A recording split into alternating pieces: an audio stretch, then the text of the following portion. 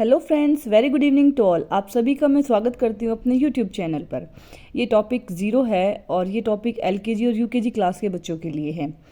तो हम ज़ीरो के बारे में पढ़ेंगे कि ज़ीरो जो है उसकी मैथ्स में क्या इम्पोर्टेंस है, क्यों मैथ्स में ज़ीरो की ज़रूरत होती है। तो मैं ये छोटे बच्चों के अकॉर्डिंग ही समझा रही हूँ।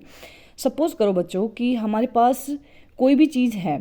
सपोज़ करो मेरे पास चॉकलेट्स हैं 1, 2 and 3। I have 3 chocolates. Suppose करो मैं ये चॉकलेट्स अपने बच्चों को दे देती हूँ। मेरे 3 बच्चे हैं, मैं तीनों बच्चों को एक चॉकलेट दे देती हूँ 1, 2 एंड 3। सपोज मैंने तीनों को चॉकलेट्स दे दी, तो मेरे पास अब कितनी चॉकलेट्स है? मेरे पास है चॉकलेट्स, यहाँ कोई भी चॉकलेट नहीं दिख रही आपको। इट मीन्स मेरे पास कोई चॉकलेट नहीं। इट मीन्स मेरे पास वैल्यू क्या है? ज़ीरो है मेरे पास। अगर मैं बोलती हूँ मेरे पास ये है, इट मीन्स मेरे पास 1 है। तो बच्चों, अगर हमारे पास कोई भी चीज़ नहीं है तो उसका इट मीन्स उसका मतलब है zero. It means nothing is there.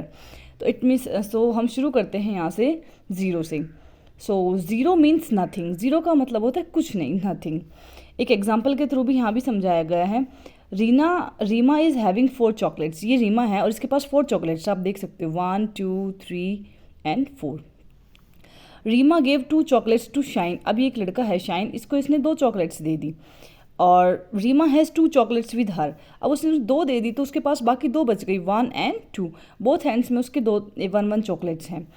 Next, Reema gave 1 chocolate to Rajat. अभी एक लड़का और है, इसको रजत को भी इसने 1 चॉकलेट और दे दी। Reema has 1 chocolate and she ate the last 1।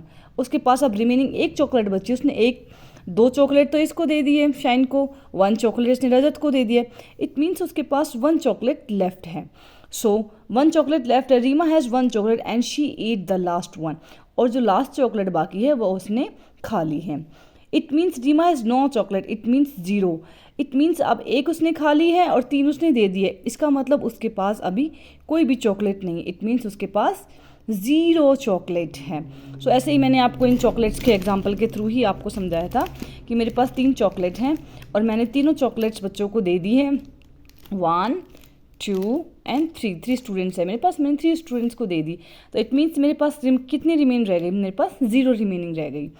तो ज़ीरो यही है। अगर हमारे पास हम सिंगल डिजिट ज़ीरो जो है उसके अगर हम आगे कोई भी वर्ड इंक्लूड कर देते हैं तो इस ज़ीरो की वैल्यू क्या है? इंक्रीज़ हो जाती है। सपोज़ करो मैंने ज़ीरो के साथ 1 को ऐड कर दिया तो इट मीन्स ये 10 बन गया, ये 10 बन गया।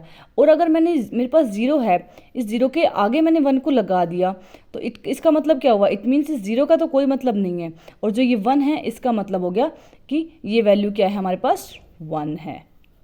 ओके गाइज, सो मिलते हैं नेक्स्ट वीडियो में। तब तक के लिए बाय बाय, टेक केयर।